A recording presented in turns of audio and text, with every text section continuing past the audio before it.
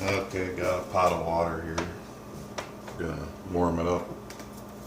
Start with some hemp leaf, ground up, dried up hemp leaves.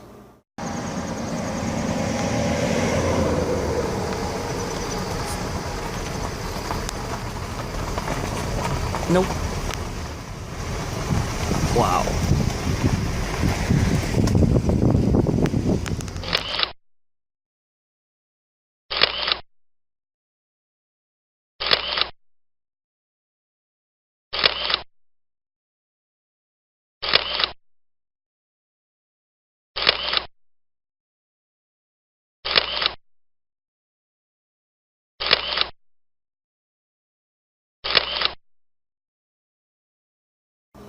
Seems to be pretty good for the kombucha. So far, so good anyway. I'll still put some white tea and green tea in. Let's see. There we go. Make sure it's full.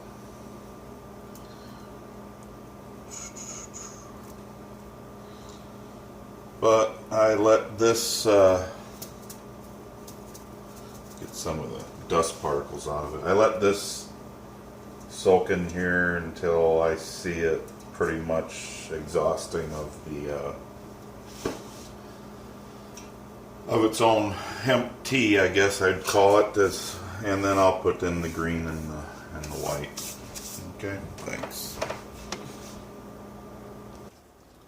Okay, here's another little goodie. Here's some water kefir that I've made ready to go, been in the refrigerator.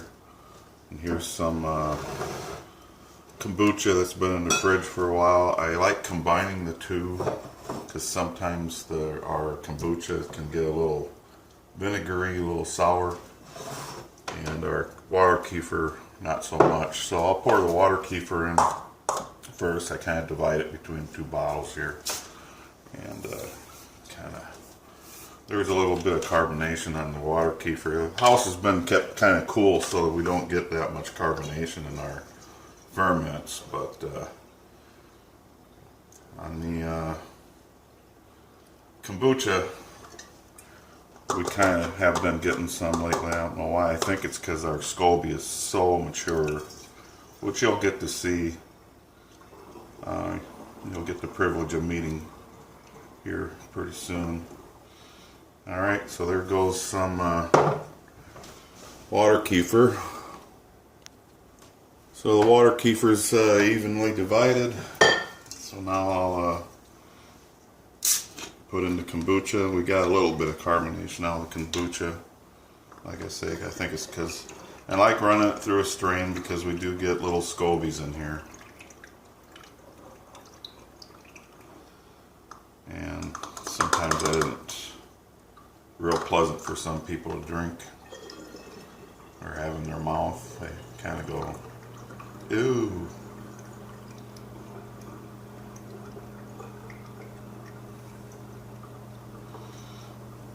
Yeah, there's already blocking because there's a SCOBY in there. So I'll kind of spit that out here. Hold on. Take it over to the sink and dump that. Okay.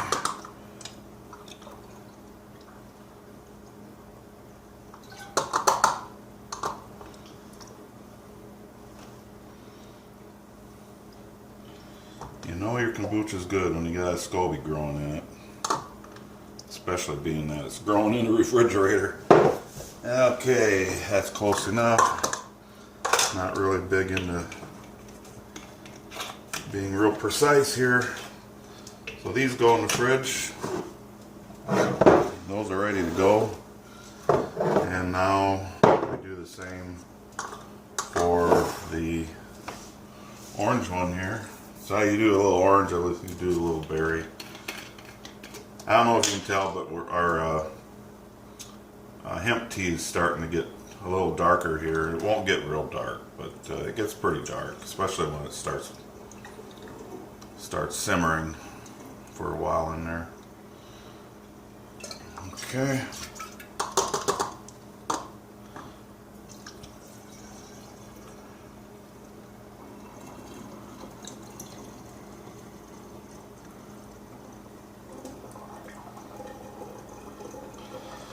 like having both of these in the refrigerator before I mix them because I'd like to have them both kind of inoculated with the cooling.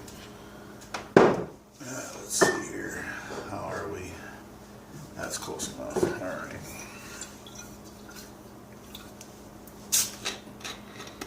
Yeah, it's not as fizzy as it can get, believe me.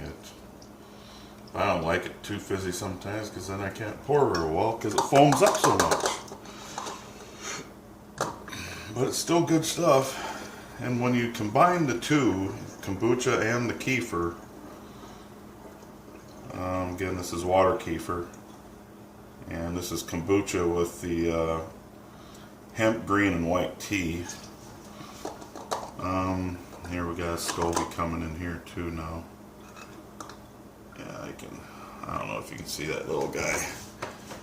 Yeah, it's a little SCOBY. Let me dump that out. Alright. Sometimes you gotta use a ball peen hammer. Okay.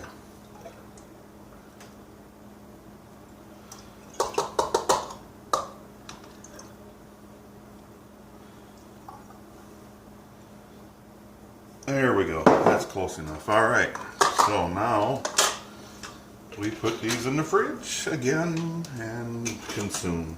And as you can see, we're getting darker over here with the kombucha tea. Thank you. Okay, we got some white tea here. As you can tell, this is getting a lot darker. You can smell the hemp off of it. I'll agitate it every once in a while here and make sure there's some water, hot water running through that container. But other than that, yeah, it's pretty much by itself. And that was 6 white tea. This is 6 green tea. I used to use black, but that's when it really got vinegary, and I figure I'll try to get more of the hemp flavor in there, maybe. But alright, we'll let that soak in there and broil for a while. Thank you. Yeah, I keep forgetting. I kind of like getting the juice, which is just off shelf juice from the store. I mean, we got berries, but I like eating berries, so we keep them frozen for us to consume naturally, as naturally as possible. The other thing, I end up using close to 2 gallons. I'll show you why later. This is not 2 gallons. I just fill up the pot to wherever, and then I'll, but I do use bottled water. So I don't know what to use for sure for the bottled water. It could be the spring water, it could be the purified drinking water, it could be distilled water. I don't know. I was using distilled for a while, and then I used the purified. I'm bouncing around. I'm not really noticing any real difference. Okay, I'm going to squeeze these tea bags out, turn this off, squeeze these tea bags out. And this is the way I do. I just use 2 strainers and press between the two. And seems to do a good job. So we'll do that here, and whoops, one's attached to the other. Okay, and then I actually strain the ouch, that's hot. The hemp one out as well. So you don't need to see me doing this all the time. Hold on. And the little hemp container here is a little touchier, I guess. I don't know. I usually put that in the strainer here and make sure all the water's out of it first. Gets a little hot. So then I'll open it up here like that. And then I'll strain this out. As you can see, there's a lot of water in there. And I assume lots of good tasty hemp tea there that I just do not let go to waste. So, yep, that's why I strain it. Thank you.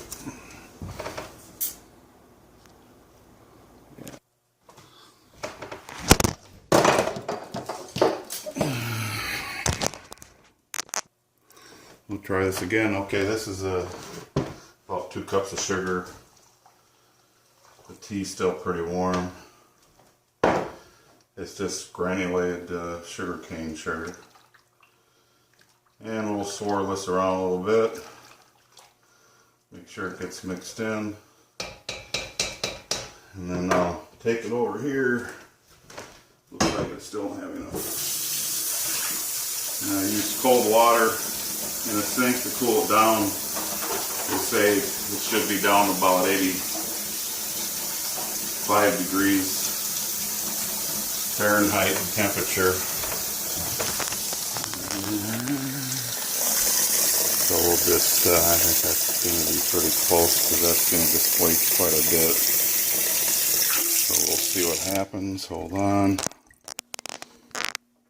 So that's it. I want to probably circulate. So that's about it.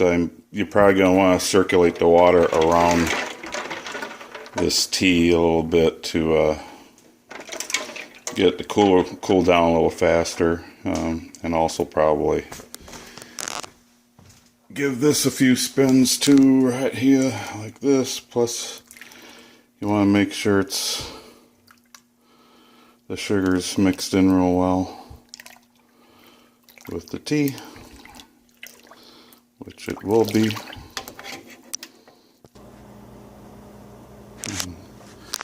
Here you can meet our SCOBY. It's extremely beautiful, big SCOBY. Probably too big, but we can fill up 5 bottles, and so I'll show you how here again I strain it, so I'll just do like this and away we go. Yeah, I know it looks really hard, don't it? So I guess I don't have to show you how this goes. Okay. Yeah, I didn't get this out till the tea over here was close to being ready to go. We're at 96 degrees. We're probably pretty close. So 85 is where I'd like to be. Alright. Now this is the 4th one. I only fill them up so far, and then I'll start adding the juice. I put close to a cup of juice into each one of these, and then I'll top it off with whatever's volume is left.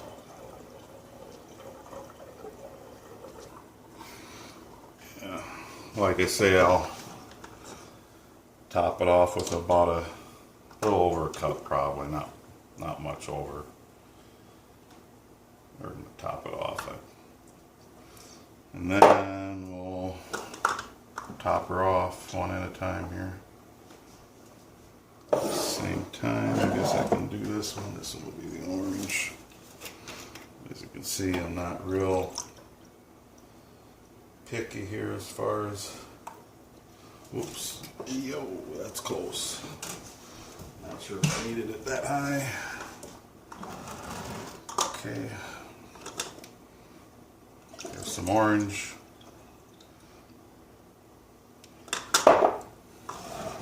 The missus likes the berry, so we use berry more than the orange. But I don't know, I think the orange is pretty good.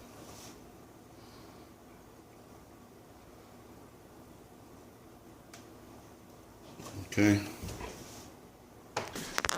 Okay, I don't really want this to get too cold right now, but I'm pretty sure if I get to stir this up like I was starting to before I got rudely disrupted, I can only guess it's going to be right around, yep, so that's a little even cooler. I like to keep it just a little bit below 85 because I'm going to add, you know, cooler water, but okay. Okay, we're done pouring. Put some caps on here. And we will store away and then replenish this poor little SCOBY. I've only got 4 of them. And then replenish, yeah, SCOBY. I'll store, got limited storage space here, but I'll store it in a towel. Keep our towels. Okay. Okay, so there they are. They'll probably stay there in store, the second ferment stage here for about a week, give or take. Probably give, because you know, like 8-9 days, since it is winter and cooler in the house. If it was warmer, probably closer to 4 to 5 days. Okay. This is just a kind of a dish rag towel. And I could still smell the vinegar on it, so we won't need to soak that in vinegar. There's plenty in there, believe me. And then I just kind of dip in here, pour this in like that. And I say we need to keep that SCOBY going.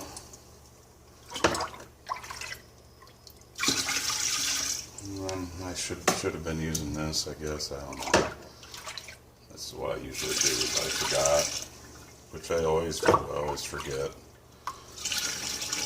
That's okay. The SCOBY forgives me.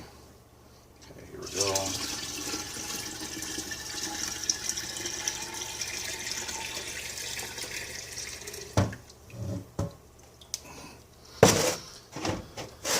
Okay, and hold on.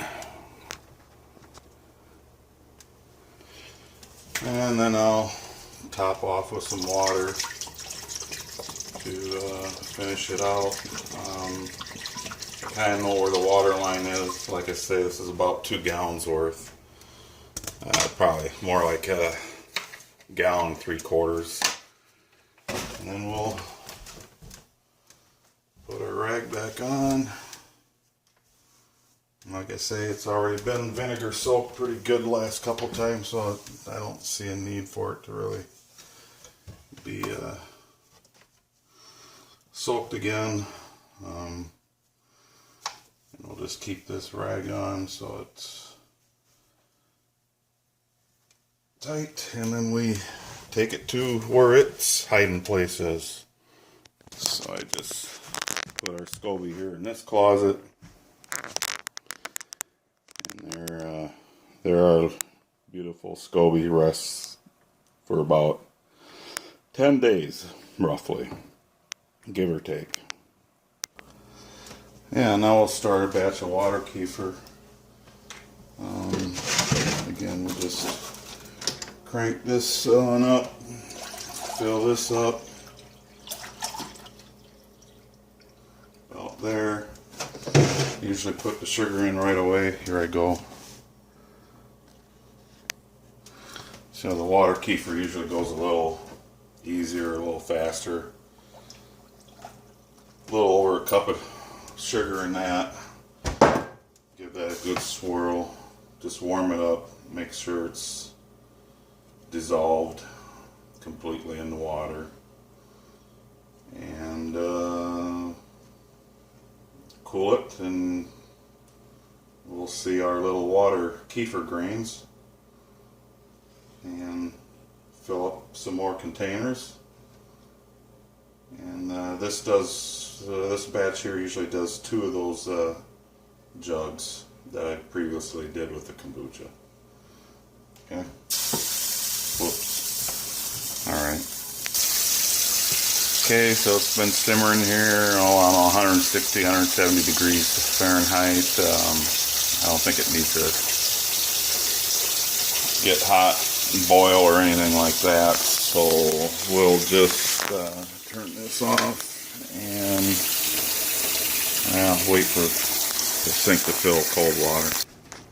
So again, we'll let that cool till it gets down to about 85 degrees Fahrenheit and or a little below, and we will fill up the jugs with our water kefir. Getting close to the temperature we need. So I'm ready to go here. I was hoping I had more grape left so I could double up on the grape this time around, since I'm ending up with a grape and I got more grape coming. So it's not grape, it's berry. Anyway, we'll fill up. So, alright, so we're going to do this again. This cloth is vinegar impregnated or soaked before. Okay, so this is the tricky part right here. Getting that started right there.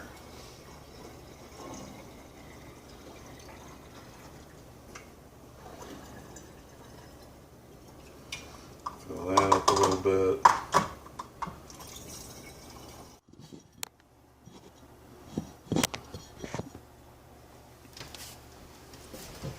Okay, continuing with the second one.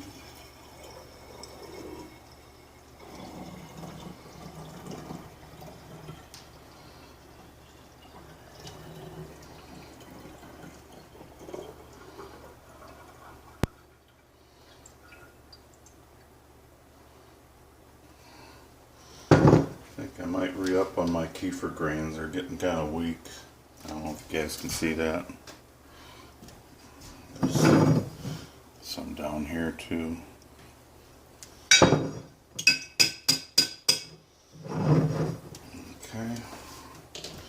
This isn't real even. Let's make sure that evens up.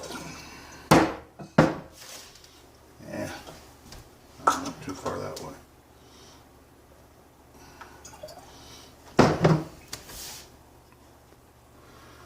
Okay, I got those evened up. Now I'm going to refill my first ferment stage kefir, water kefir grains. Give them some of this sugar water.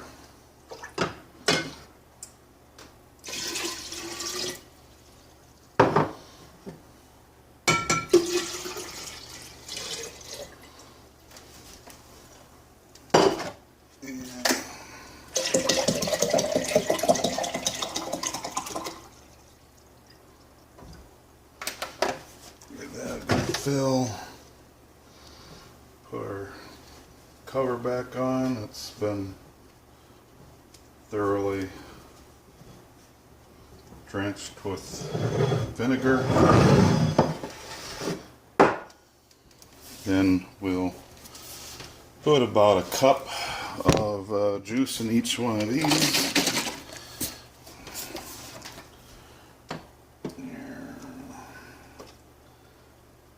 Shucks, hate when that happens.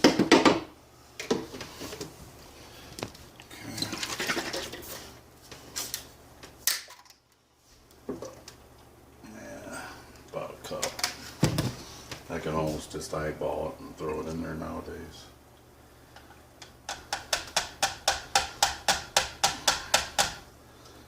Just do that then on this.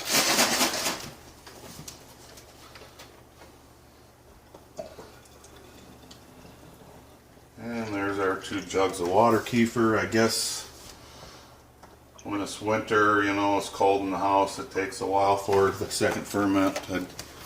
I go about every 3 or 4 days. During the summer, it really only takes 2, maybe 3.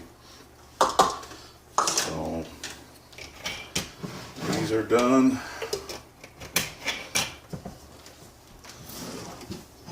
Put our kefir first ferment up here for fermenting, and then Our jars will go right next to them and let them hibernate and do its job for a couple days. All right, and that concludes our water kefir kombucha preparation making time. Thank you. Bye.